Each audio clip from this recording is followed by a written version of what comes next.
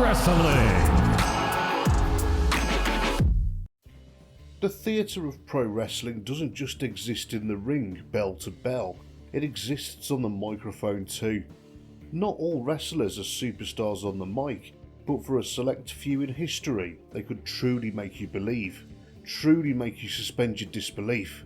Or maybe they were telling the truth, or a half-truth, who knows. The beauty of an incredible promo is its ability to leave you wondering, maybe what they're saying is real this time. In this video, we'll count down the top 20 promos in wrestling history in no particular order.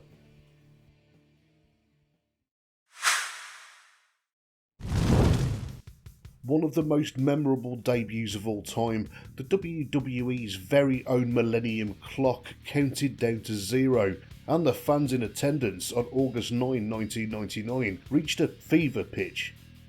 For 671 hours, 9 minutes and 58 seconds, the countdown to the Millennium had appeared on the Titantron, but instead of planes falling out the sky when the clock reached 0, the Ayatollah of rock and roller, the new Millennium Man himself, Chris Jericho, debuted and cut a flawless debut promo.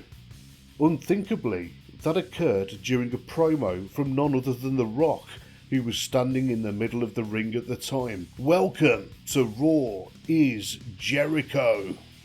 The rest is history. Undoubtedly the turning point in Steve Austin's career, King of the Ring 1996 saw him defeat Mark Miro and Jake Roberts on the way to ascending to the throne. This promo marked Austin shedding his atrocious ringmaster gimmick in full, a gimmick that kept him largely silent and spawned a catchphrase that sold 1 billion t-shirts and defined a generation in wrestling.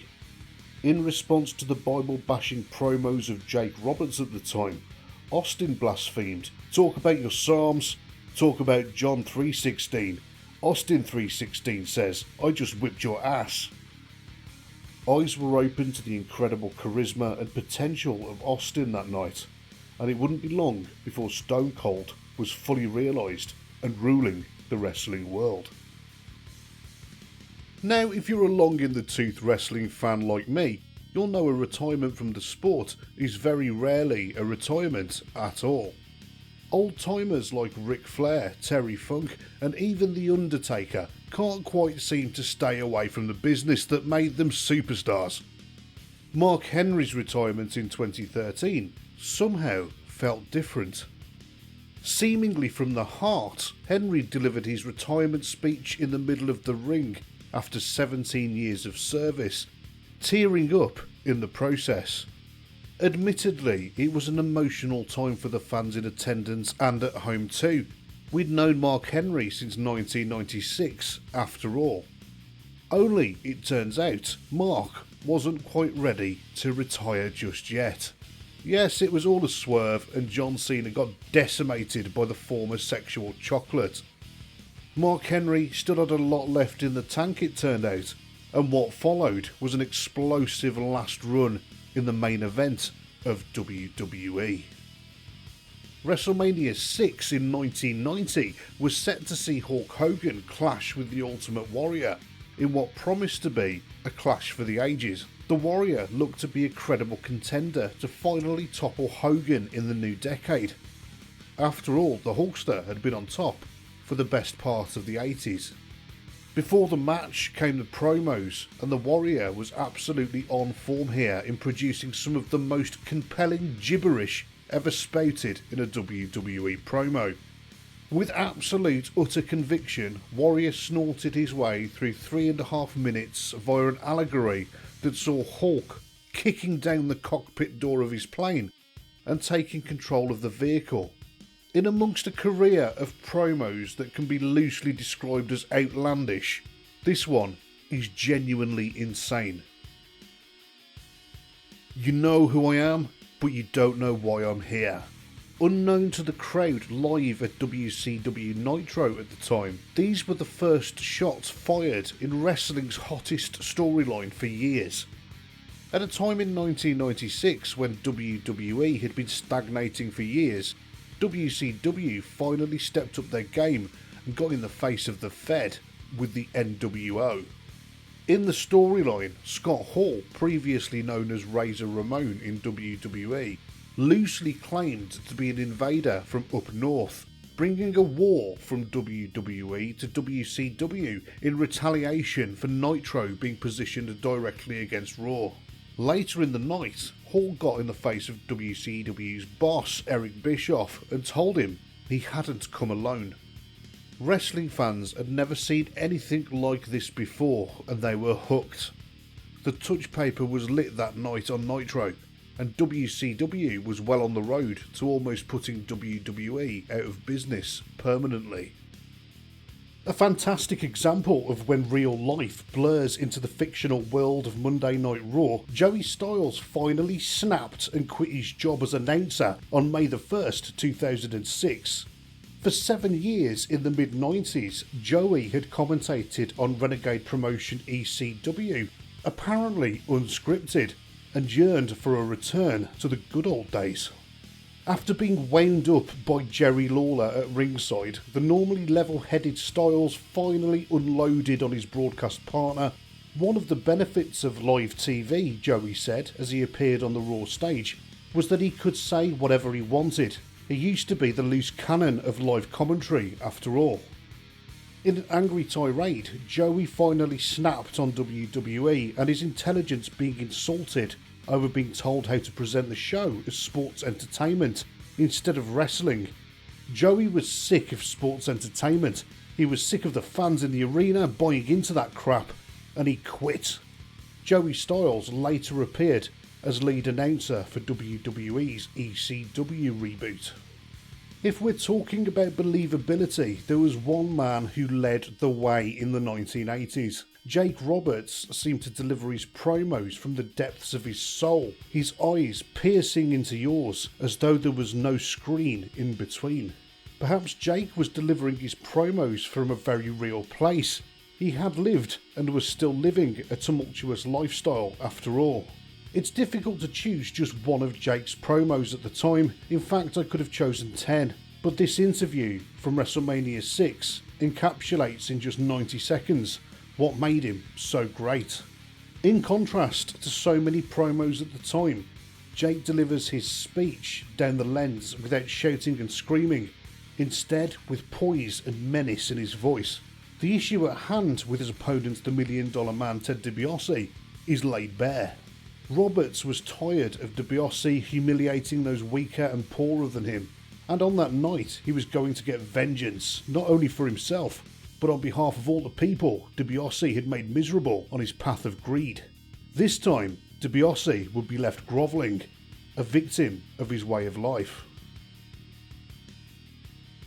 Monday Night Raw, April the 7th, 2014.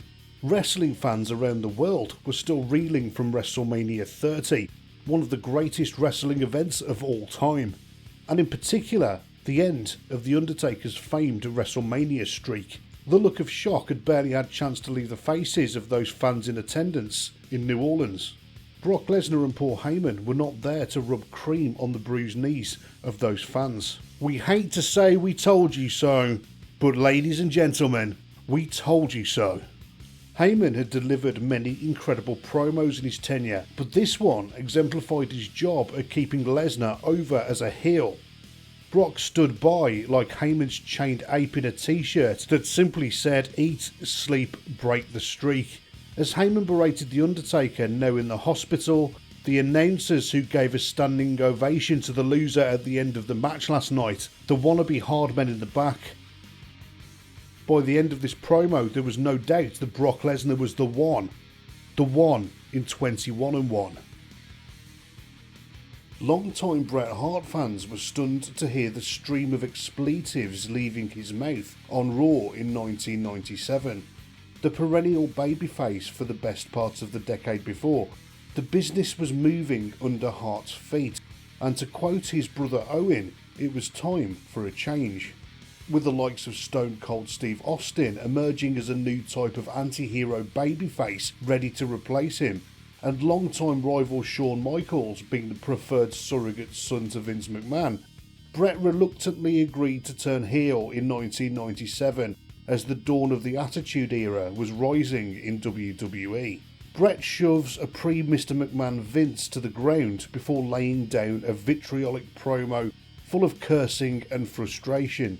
Knowing the circumstances at the time, most of that frustration probably came from a very real place.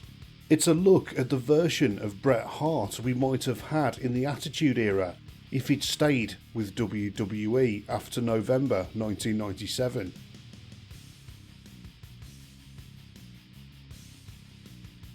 In 2021, it's incredible to look back over the last 6 years and see how far women's wrestling has come in WWE.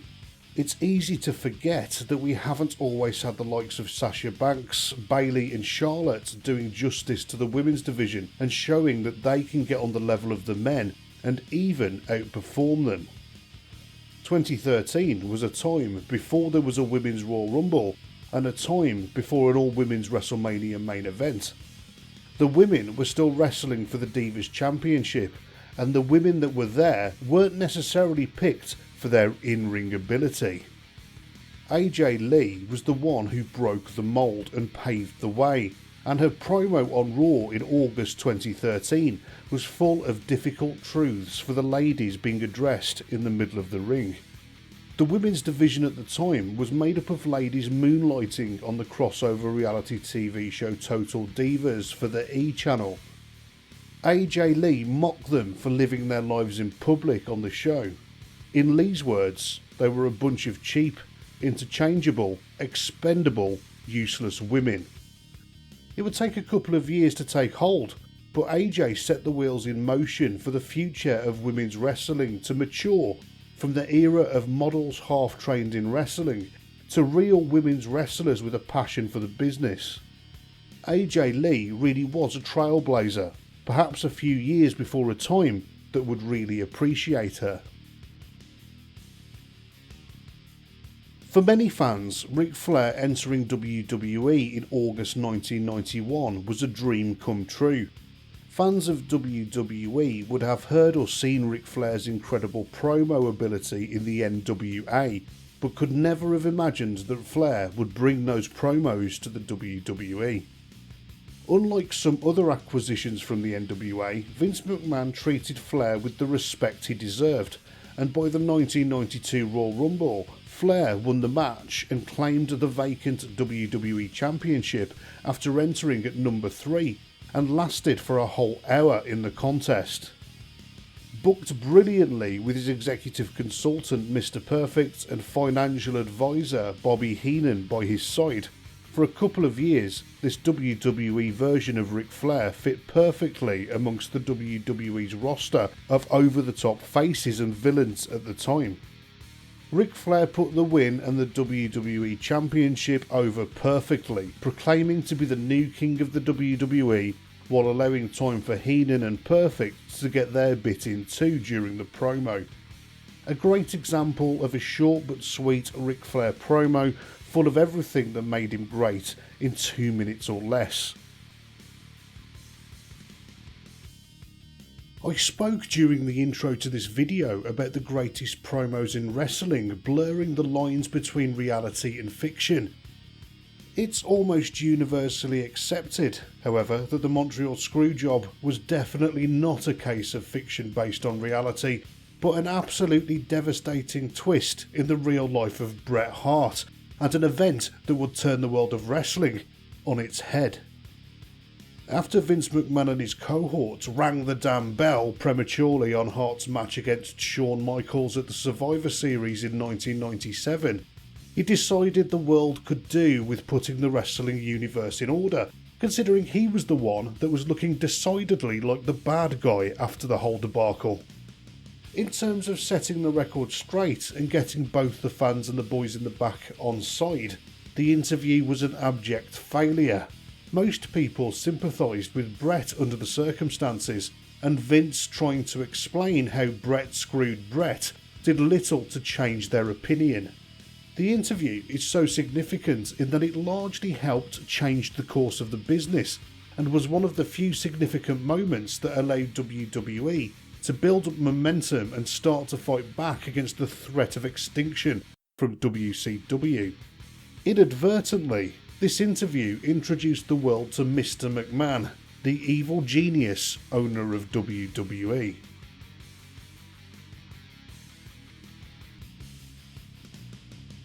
The One Night Stand event in 2005 could have easily just been an ECW tribute show laid on by WWE in order to pay homage to the defunct Extreme brand and milk $1 million more from the still existent fan base in the process, but it is a testament to the ongoing love and devotion from the fans, the wrestlers and Paul Heyman himself that this truly felt like ECW had come back to life in all of its blood-soaked glory, just for one night. Paul Heyman could have said just a few words of thanks and gratitude to the fans in attendance and the wrestlers backstage. However, he decided to go further. Heyman unloaded some non-kayfabe remarks in the direction of the balcony full of WWE superstars. Edge was made to remember his real-life adulterous affair with Amy Dumas, and JBL was reminded that the only reason he was WWE Champion was because Triple H didn't like working Tuesdays. In typical ECW fashion, the smarks in attendance absolutely lapped it up.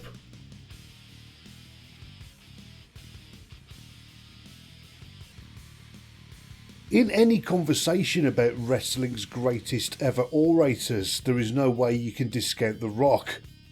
The only problem is selecting one promo to highlight his prowess on the stick, considering that all through his career it's been fairly clear that he's got charisma shining out of his arse. Well, maybe not in 1996, but let's pretend 1996 doesn't exist. This savage promo from 1999 has The Rock verbally savage not one, but two superstars at once. He suggests that Triple H shoves his big nose up Vince McMahon's ass, before turning to the ass man himself, Billy Gunn. Gunn had just been crowned King of the Ring in one of the most underwhelming coronations since Mabel in 1995, and didn't Rocky just know it? A match was scheduled between Rock and Gunn at SummerSlam, and the Great One just couldn't help but deflating Mr. Ass in the only way The Rock can, by laying the verbal smackdown on him. This was the promo that spawned the "it doesn't matter" catchphrase, and by the crowd reaction on this night, it's easy to see why it became part of his awesome repertoire.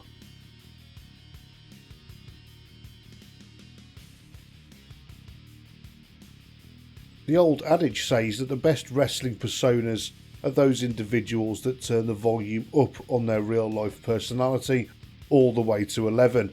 And Randy Savage must be the king of doing just that.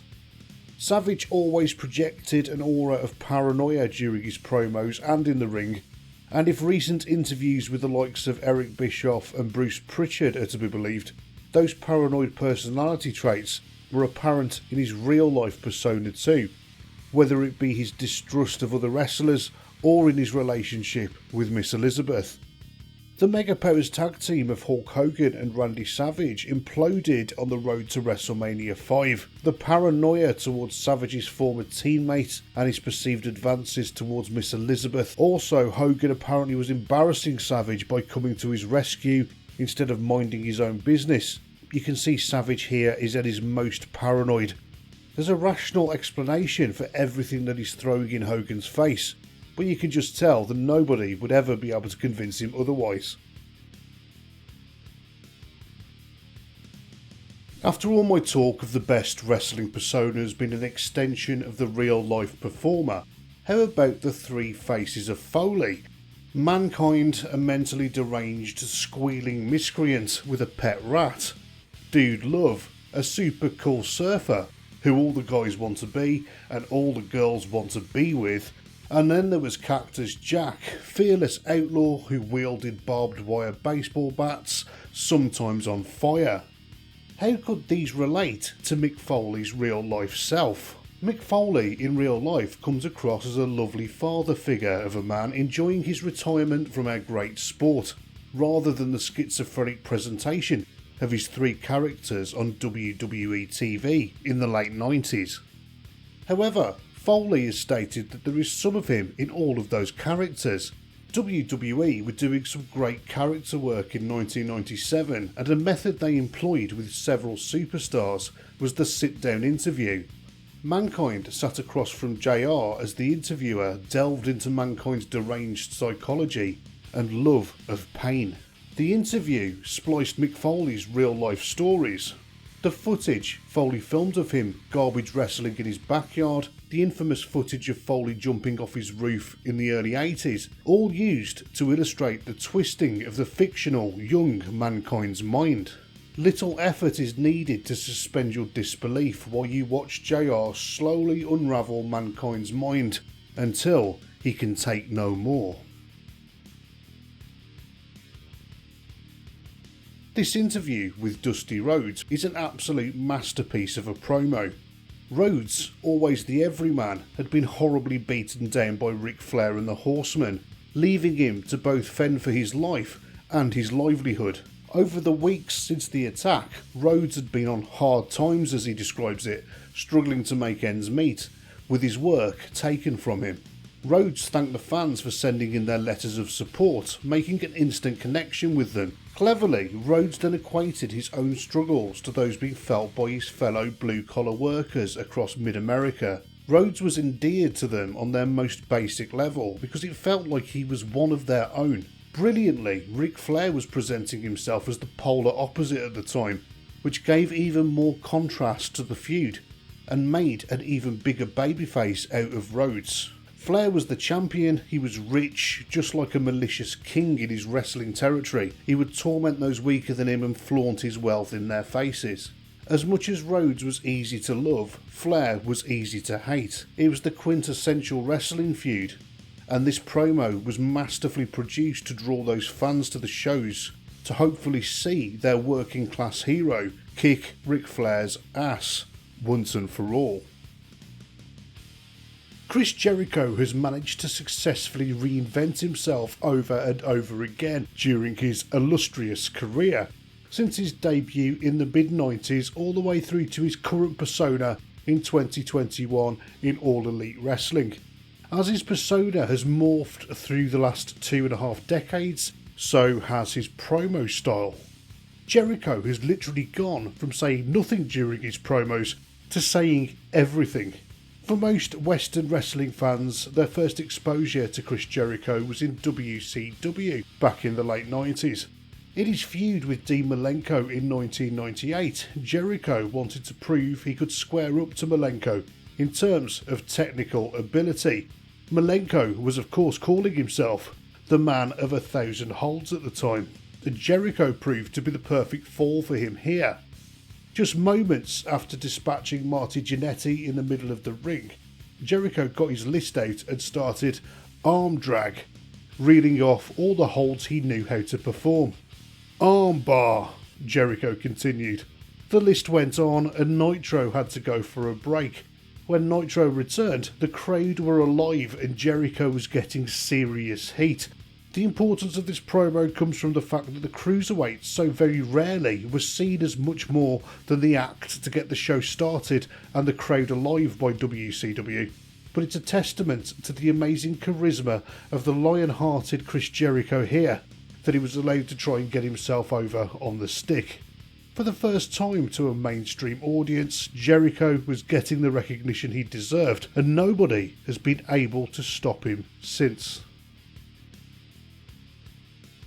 Monday, June the 27th, 2011, John Cena was in his 10th WWE Championship reign, a reign the fans did not want to see.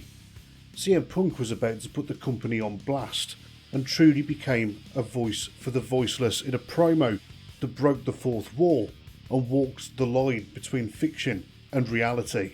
In a brilliantly clever angle, Punk had won a number one contenders match to face the champ at the next pay-per-view, Money in the Bank.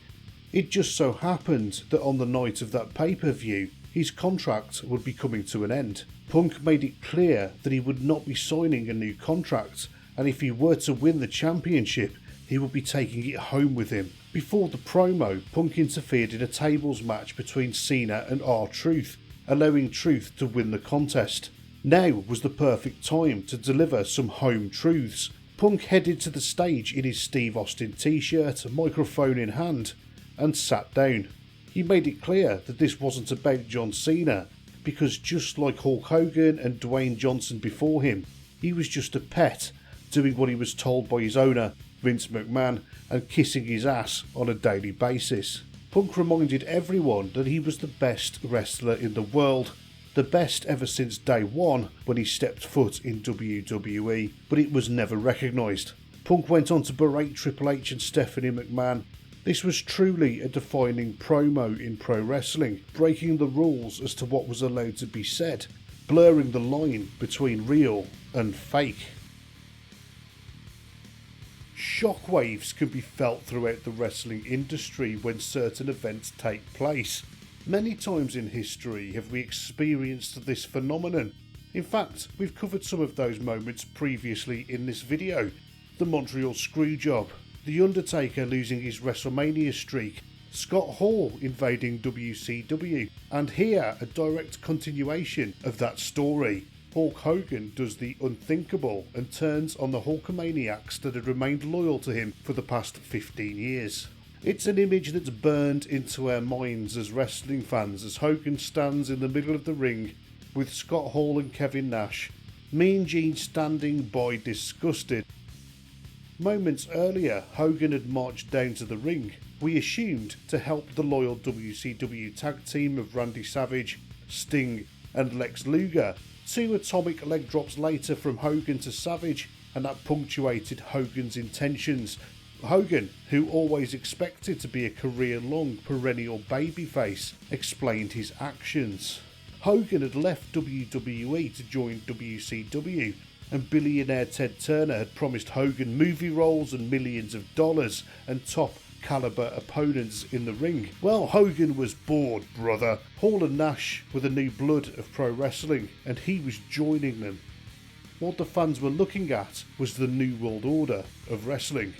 In one promo, the wrestling world moved on its axis.